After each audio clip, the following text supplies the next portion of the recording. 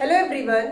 मैंने एक वीडियो बनाया था कि सीटेट की प्रिपरेशन कैसे करें। तो उस पे एक लोगों ने कमेंट किया कि दीदी मेरा 1 नंबर से नहीं हो रहा है। फिर किसी ने कमेंट किया कि मेरा 3 नंबर से नहीं हो रहा। ऐसे ही लोगों की मतलब एक लाइन बनती गई। मतलब 12 से 15 कमेंट उसी कमेंट पे आया है कि मेरा 2 नंबर से मेरा एक बार भी नहीं हो रहा, मेरा 3 बार हो गया, नहीं हो पा रहा है, डिमोटिवेट हो गया हूँ। तो आज मैं मतलब सोच रही थी मैं कुछ दिनों से कि क्यों नहीं हो रहा। इसके कारण का पता लगाना चाहिए कि सीटेट आखिर लोगों का निकल क्यों नहीं रहा है। क्योंकि ये तो एक एलिजिबिलिटी टेस्ट है। मतलब आप अगर बीएड किए हो, बीटीसी किए हो, वो सिलेबस पढ़ चुके हो, तो ये सीटेट बस वही टेस्ट लेता है कि आपने बीएड बीटीसी में पढ़ा क्या है। ठीक है, वही मैथ्स है, वही ईवीएस है, सारे सब्जेक्ट वही है, पांचों सब्जेक्ट। तो आखिर उस कारण का पता लगाना चाहिए कि सीटेट आप लोग का निकल क्यों नहीं रहा है। तो मैं कुछ कारण लिखी हुई हूँ, नोट की हुई हूँ। आई होप कि उसी में से आपका भी एक रीजन होगा जिससे कि आपका सीटेट नहीं निकल रहा है। तो पहले हम उस कारण का पता लगाएंगे, फिर इसके बाद उसका सॉल्यूशन भी ढूंढेंगे कि कैसे हम उसका सॉल्यूशन निकाल सकते हैं। तो देखिए, पहला कारण हो सकता है कि आपको सीटेट का पैटर्न समझ नहीं आ रहा है।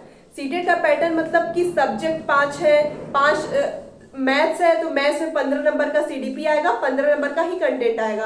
आपको पूरा एसएससी लेवल का मैथ सॉल्व नहीं करने बैठ जाना। मेरी एक फ्रेंड थी, उसका सब्जेक्ट इंग्लिश था, लैंग्वेज, और वो लिटरेचर पढ़ के गई थी। मैंने पूछा कि तुम्हारा हुआ, तो बोली कि नहीं हुआ।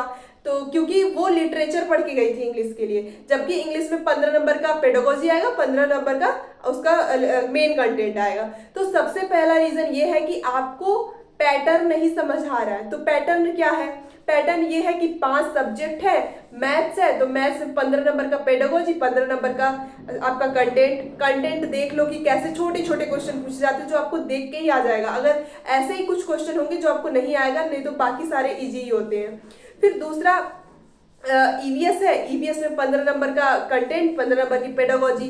सीडीपी में 15 नंबर का कंटेंट, 15 नंबर की पेडागोजी। हिंदी में 15 नंबर का कंटेंट, 15 नंबर की पेडागोजी। और आपका जो भी लैंग्वेज है, अगर लैंग्वेज संस्कृत है तो 15 नंबर का कंटेंट, 15 नंबर की पेडागोजी। अगर इंग्लिश है तो सेम, उसमें भी 15 नंबर का कंटेंट, 15 नंबर की पेडागोजी। तो आई होप आपको एक पैटर्न समझ आ रहा है कि पैटर्न क्या है, सिलेबस कैसे डिसाइड किया गया। आपको लिटरेचर नहीं पढ़ के जाना है, मैथ्स बहुत ब्रॉड एसएससी लेवल की तैयारी करके नहीं जानी है। फिर दूसरा कारण ये है कि आप डिमोटिवेट हो चुके हो। जिनका एक बार में नहीं निकला है वो बहुत घबरा गए हैं कि बहुत टफ है, बहुत टफ है, और वो डिमोटिवेट हो गए।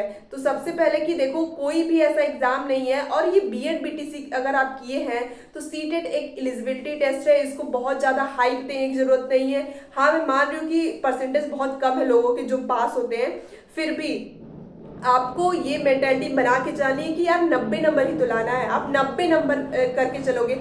अगर हर सब्जेक्ट में आप 20-20 नंबर का टारगेट बनाते हो, 30 में से 20, तो भी आपका 100 नंबर हो जाता है। लेकिन लाना आपको 90 नंबर ही है। तो मान लो अगर आप किसी को मैथ्स नहीं आ रहा तो मैथ्स में 10 नंबर कर ले, बाकी सब्जेक्ट में 20-20 नंबर लाओ, तो 20 चौको 80 हो गया, और मैथ्स में 10 नंबर ले आओ, 90 नंबर हो गया। तो ऐसे करके आप एक टारगेट बनाओ, टारगेट वाइज चलो, तो आपका क्यों नहीं निकलेगा। घबराने की जरूरत नहीं है, बहुत ईजी है। बहुत ईजी नहीं कहेंगे तो बहुत लेंदी भी नहीं है, आपका हो जाएगा। फिर तीसरा है कि क्यों नहीं निकल रहा है। तीसरा हो सकता है कारण कि कुछ लोग बीएड बीटीसी तो किए हैं, बट वो अदर वनडे एग्जाम की भी तैयारी करते हैं। जैसे हो सकता है एसएससी की तैयारी, सीजीएल की तैयारी, और यूपी पुलिस की तैयारी। ऐसे छोटे मोटे वनडे एग्जाम की तैयारी वो करते हैं। बीएड कर लिया है, बस जब एग्जाम आता है सीटेट का तो 1 महीने पहले सीरियस होते हैं, बस थोड़ा बहुत देख के यूट्यूब पे वीडियोस और प्रैक्टिस सेट ऐसे ही 1 लाइनर क्वेश्चन देख के चले जाते हैं। पहला कारण तो था कि आपने पैटर्न नहीं समझा। दूसरा कारण, आप डिमोटिवेटेड हो गए हो, निकला नहीं है तो घबरा गए हो। तीसरा ये है कि आप किसी और एग्जाम की तैयारी करते हो, और जब एग्जाम आ जाता है तो 1 महीने पहले सीरियस होते हो। ये बहुत सारे लोगों का कारण है। क्योंकि देखो, मैं भी बीएड बीटीसी की हूँ, तो मेरे दोस्त भी उसी लेवल की होंगे कि बीएड बीटीसी। तो मैं देखती हूँ कि अच्छा, ये सीजीएल की तैयारी कर रहा है, ये यूपी पुलिस का तैयारी कर रहा है, लेकिन जब एग्जाम आता है तब वो सीटेट देने चले जाते हैं, और इसी वजह से उनका नहीं निकलता है। तो देखिए, सीटेट इतना आसान भी नहीं है। उसका सिलेबस कवर करने में आपको 2 से 3 महीने लगेंगे। फिर आपको प्रैक्टिस सेट बहुत ज्यादा करना है। तो आप उसके प्रति, अगर आपको सीटेट निकालना है तो सीटेट एक पहला दरवाजा है।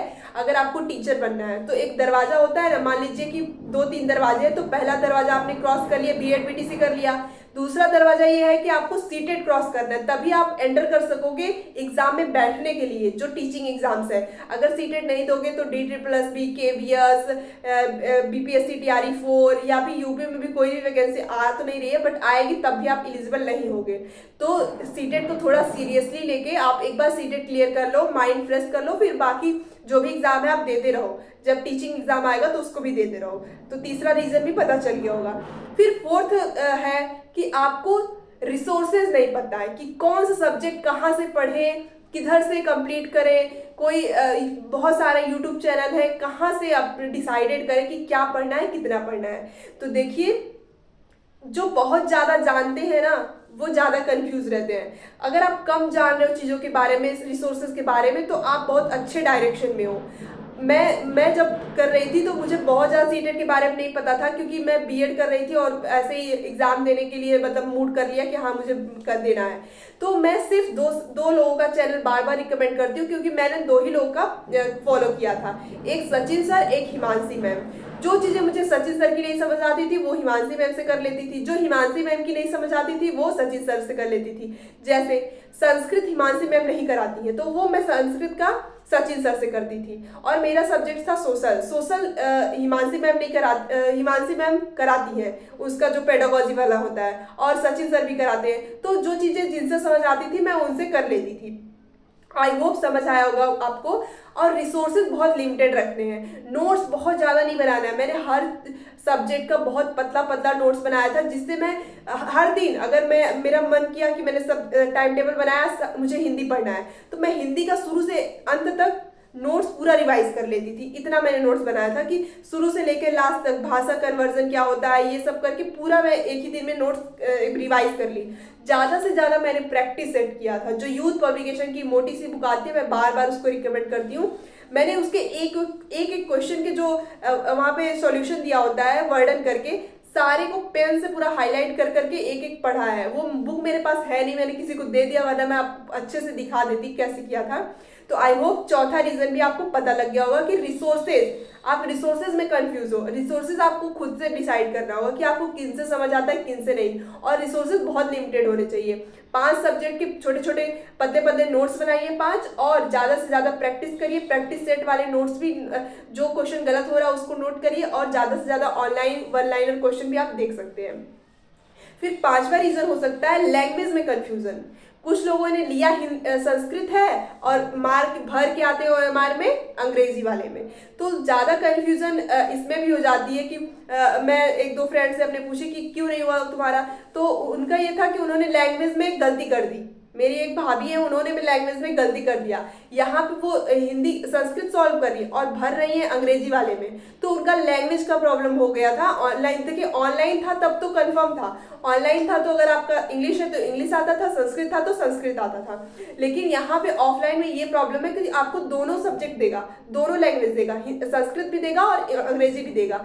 आपको ध्यान से OMR में फिल करना है कि आपका संस्कृत है तो संस्कृत लैंग्वेज 1 है तो लैंग्वेज 1 में, लैंग्वेज 2 है तो लैंग्वेज 2 में फिल करना है। आई होप कि आज आपको सारे अपना रीज़न पता चला होगा। आपका इनमें से जो भी रीज़न है आप उसको पकड़िए, उसको सॉल्यूशन उसका ढूंढिए और धीरे धीरे प्रिपरेशन करना स्टार्ट कर दीजिए। अगर जुलाई में नहीं भी आता है सीटेट तो दिसंबर में तो कंफर्म आएगा, और दिसंबर में आएगा तो इसके बाद जो भी वैकेंसी आएगी, देखिए वैकेंसी बहुत लिमिटेड है, ये सबको पता है कि टीचिंग एग्जाम्स में बहुत कम है।